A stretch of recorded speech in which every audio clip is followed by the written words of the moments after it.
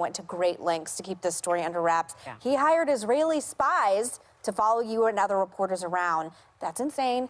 Can you tell us about what that was like? And That they're is obviously insane. trying to pressure you not to finish the story. I mean, look, I'm very careful when I tell this story to not do it in a way that's woe is me. I'm not a journalist in Pakistan or in Russia or any of the places where you just wind up dead if you go up against power. But it is true that even in this country, there are crazy, exotic, cloak and dagger tactics that get thrown at you if you go up against the wrong interests. In this case, Harvey Weinstein did, as you said, hire an Israeli private intelligence firm called Black Cube. They sent agents using false identities, posing as sources, posing as activists, trying to get to me and sources and wheedle out information and create secret recordings of us. They sent subcontractors to Russian guys who are big characters in the book and the plot that unfolds in it to stake me out and chase me. And here's the thing, on the one hand... You can't make this up. No. You can't make it up, and people keep saying now that they're reading it, like, oh, it's like a spy thriller, and it's easy to be glib about that, but those tactics should stay in spy thrillers. They should not be directed at journalists in this country where we have the First Amendment. Well, you also write, and the book, by the way, is fantastic. Thank you, Sonny. It is fantastic. Thank I have you. to say that. That Weinstein hired these secret operatives. They posed as victims or sympathetic reporters to trick accusers into trusting them. And one of their big targets was Rose McGowan.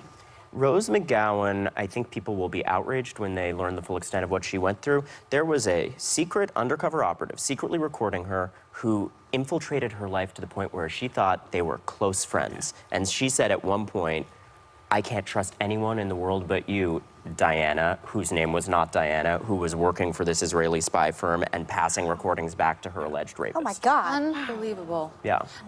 Reporters and victims were so afraid to cross Weinstein. You called a producer at one point, and the advice they gave you was to get a gun. Yes. Were there nights you went to bed and thought, is this worth it?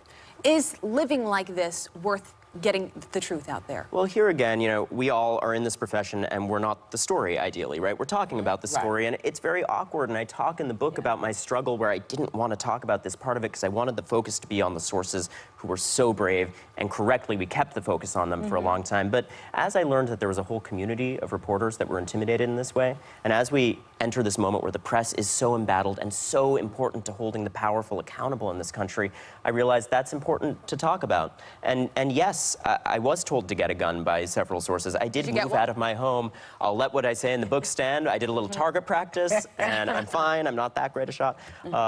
But, you know, I moved out, and I was scared, and my mom was scared for me, and that's not as bad as it can get for reporters. Are you still scared? But it's, you know, I face a lot of intimidation. You see how smear campaigns rev up in a very personal way every time I break a big, tough story.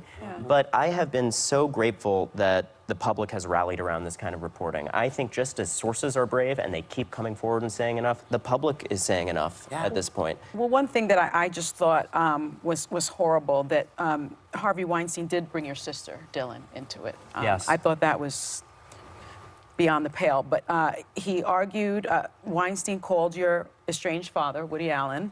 He also tried to argue that the situation with your sister, Dylan Farrow, who's accused Woody of molesting her, though Woody maintains his innocence, meant that you had an agenda. And he says to you on the phone, you couldn't save someone you love, and now you think you can save everyone. Look, when I do these stories, sometimes there is a very below-the-belt personal attempt to weaponize things like this, including really painful things in my past. The book is very honest about the fact that my sister and the bravery she showed in sticking to her guns on this story year after year inspired me and helped me understand how important this issue was. And I wasn't always perfect. I was at times the guy in her life saying, why can't you just move on? Why can't you shut up? And the book unpacks how I evolved from that and came to understand how important what she was doing was. Absolutely.